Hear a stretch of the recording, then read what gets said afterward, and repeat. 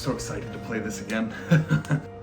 Are you playing SP Tarkov again, you pussy? What does it matter that Yeah. I'm playing SP Tarkov? It's so much more fun than the base game. The base game is full of cheaters You're and a loser. hackers You're and still people a who loser have who no can't play the lives. base game. I'd rather just enjoy guys, the game on my own time. He's and still have a fun. pussy. He still suckles tits for milk.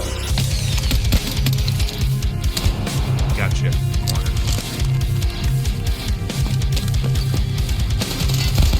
Whoa, wow-wee.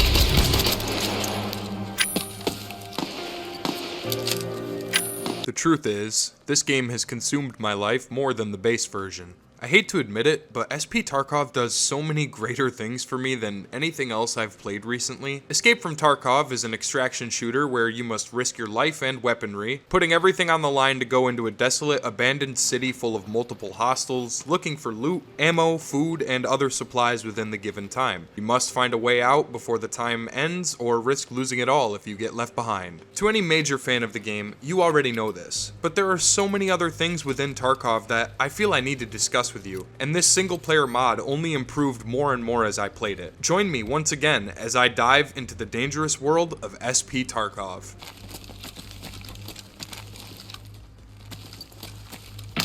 Oh, that was so stupid of me. I don't know what I was thinking. Well, that was dumb. I just lost such a good MPX. Last time, I received a few comments about the mod itself, some people convinced that using it is pointless and feels absolutely unnecessary, to which I feel the need to ask, are you upset that I'm having fun? Does it bother you that I'm not another unlucky player that you'll get to kill in the base game? Well, too bad. Now, what else could I possibly go on about with SP Tarkov that I haven't already mentioned? Since the last time we spoke, I've begun playing multiple maps and mastering their layouts as best I can in time to get this next video out, in hopes to offer tips and hints for anyone curious to play by themselves. Firstly, right off rip, you might not be the greatest in the world. It definitely took me a few days of losing some stuff, being patient, and wasting time in raids in order to get a true feel for the gameplay. Although I've played this game a lot over the years, I find myself rusty when it comes to fighting an enemy one-on-one sometimes. Don't panic. The one thing I had to adjust to was taking my time and actually holding my breath in-game while ADSing. When I started playing Tarkov, I'd see a single scav from far away and empty the mag into the fucking atmosphere, hoping the bullets would hit him, but they never did. Acting like a cornered animal and spraying all over the place is not going to guarantee you a kill in this game. Instead, you should go into the raid prepped for what the environment offers. Since Woods is a huge, devastatingly brutal map size, I'd advise bringing something that offers range like a sniper or scoped AR. Also remember to pack some snacks and drinks because you don't want to end up dehydrated on Woods, it fucking sucks. This goes back of course to taking your time, but being patient can also be highly rewarding. Sometimes the bots in SP Tarkov will fight each other, wounding one another and killing each other off until only a few decrepit scabs remain. As they choke and gag on their own blood, you can easily dispose of them and reap the benefits. What was that thing Bobby Bacala said? To the victor belongs the spoils. Why don't you get the fuck out of here before I shove your quotations book up your fat fucking ass? As long as you take your time and don't act out of anxiety or anger, you'll escape from whatever map you choose. It takes a lot of practice, but I promise you'll get it. And don't worry about scavs either. If they give you too much trouble, just get away from them and tell them to go take a mitol. And if you find a marked room key, oh boy, utilize that shit to your advantage any chance you can. I still had a few uses from my reserve key left, so I went there a few times when I was low on gear or weaponry, and you'd be fucking shell-shocked at what I retrieved. Marked rooms offer the highest tier loot available. One thing I forgot to mention from last time is the fact that you can enter a raid alone as long as you deselect the AI enemies option before you go into the raid. Although I really don't recommend this unless you're trying to get a specific quest done or just fucking around and learning the map, because it is really boring and quiet. You'll never encounter a physical enemy with the AI turned off, so it drags. You can alter the amount of AI enemies you'd like on the map as well. Another mod I found for the game adds this really useful HUD that remains on the screen constantly. It shows your current ammunition amount exactly without you having to check the mag consistently, a compass that directs you to extracts and quest locations, and of course, your player's current status along with thirst and hunger. My mind fucking exploded when I used this mod because it's such a stretch in the opposite direction of what the original game offers, but fuck it, man, I'm having fun. Apparently that seems to upset the others who enjoy Tarkov's legitimate experience. I just don't get it. If you're not a fan of the mod, don't play it. But don't shoot others down for having more fun than you. Not everyone is into video games to be the greatest there ever fucking was. Kind of a pointless title anyway. We're supposed to play games to enjoy them. Others told me I was heavily risking a ban by playing the mod.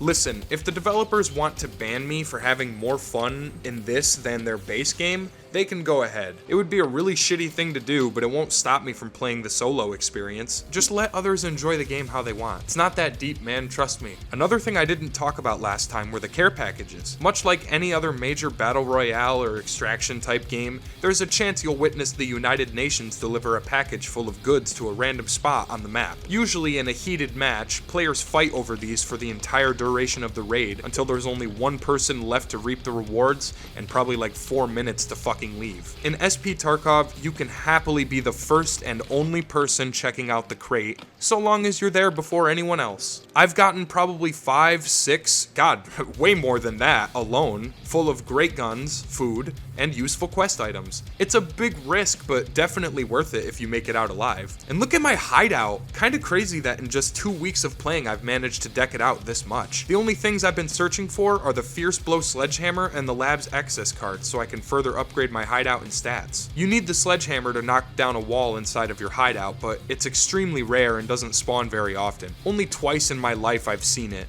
Once while playing on woods, in a wooden shack, and again when I couldn't fucking pick it up due to having a small bag. The damn thing takes up a big chunk of inventory and weight, so you basically have to extract the second you get one. Otherwise you'll lose it and it'll take you 4 weeks to find another. If you do manage to knock the wall down and finish clearing it, you'll unlock the gym, where you can single-handedly work on your physical skills by upgrading your strength and lifting weights in intervals. In this mod, even the scav bosses feel so much more improved, not including the other ones I've downloaded to assist my gameplay. But I kid you not when I say I've been able to kill Knight, Bird Eye, Big Pipe, Sturman, and, much to my surprise, some goddamn cultists. Yes, I finally witnessed my dream come true when I was playing on woods in broad daylight and had the luxury of killing a couple of cult members.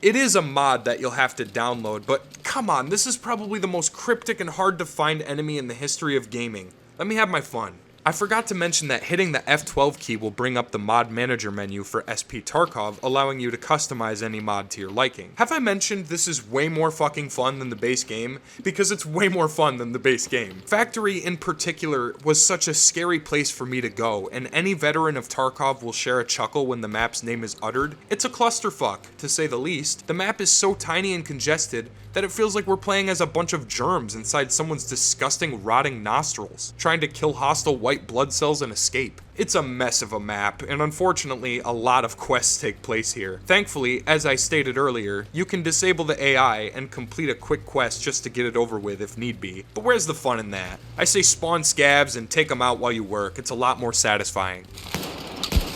Run! Run! Run! Run! Oh fuck! Oh fuck! Ah! Oh my fucking god! Yeah! Alright. I kinda cheesed it, but I got him. When you reach level 15, you'll unlock the flea market, which works wonders for your character's progression as everything opens up to you from guns to parts to quest items and keys. Just like the main game, the flea market in SP Tarkov is simulated like a real player stock market. Lo and behold, I was able to obtain a Labs key. It cost me 182k, but I'm more than ready and excited to check it out for the first time in my life. I mentioned last time briefly that there were still a couple of maps I haven't mastered, and Labs is a map that is so cryptic and so fucking sought after. I've always wanted to play on it, and I finally got my chance.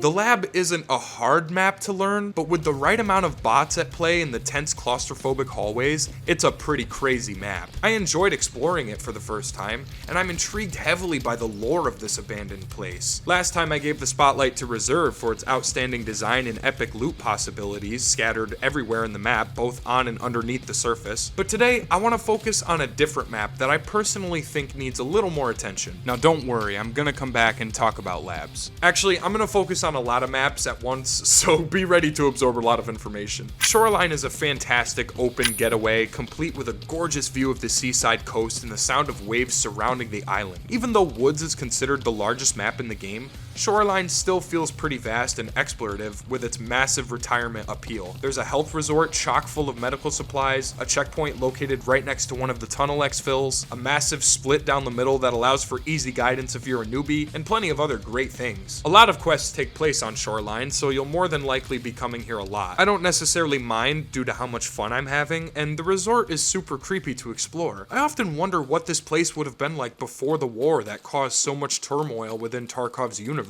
And Shoreline is just a friendly reminder that even though this game looks beautiful at times, you gotta keep your guard up. Streets of Tarkov isn't really worth mentioning for me due to a plethora of reasons. While the map itself is impressively large and offers a variety of unique extractions, it's pretty easy to get lost. I mean wicked fucking easy. It took me a whole week of memorizing landmarks and writing down important locations based entirely on physical descriptions alone. To top it off, this is the only map on my PC that randomly chops away at my frames. Strange considering Woods, which is so much bigger, performs like a dream on my PC, whereas the city of Tarkov itself doesn't like to run so smooth. Great map, but the frame rate kills it in my opinion. Here's another helpful tip for you folks out there. On Interchange, you can access a weapons store with firearms, attachments, and a plethora of other goodies. First, you have to turn on the power at the station just out back of the Ultra Shopping Mall. Then, you'll have to head inside, past the two main escalators, and you'll see it protected by fences and bulletproof glass. Another tip, on labs, you can pretty easily find all of the key cards required to access the entire facility. That is, if you ever get a chance to play the labs without being killed by a fucking hacker. Thankfully, in the single player version, you have full customization as I said, and you can just go in alone. Going into labs alone, you can grab the expensive and rare key cards if they spawn in their respective spots. The green card can be found on the second floor reception of the manager's office. The yellow card is inside the manager's office on a glass table, and you can use the green card to then access the black card, which is one of the rarest keys to find in the entire game. I've found so fucking many that I managed to farm the shit out of their spawns, and needless to say, I'm Donald fucking Trump in Tarkov. Like I was saying about Interchange though, you'll need 2 of the Kiba iron door keys, since there are 2 of them locked back to back. But once you're inside, just close the door, and you're good to go. Nobody's gonna shoot you or try to come in unless they wanna fucking die, which means you get the good stuff. Now get your ass out of there and get somewhere safe.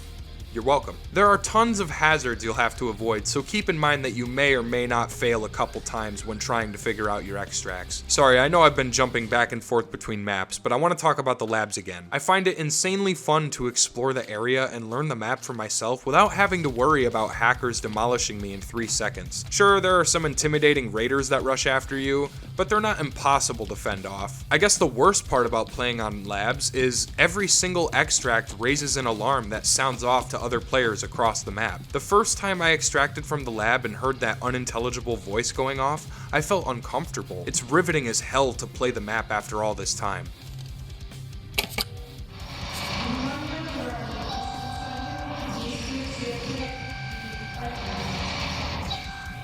Okay, time to run. And yes, I got cocky and died on labs. So now you can officially say I've had the full Tarkov experience. Ooh, he got fucking dropped. Whoa, wowee. I was not paying very much attention.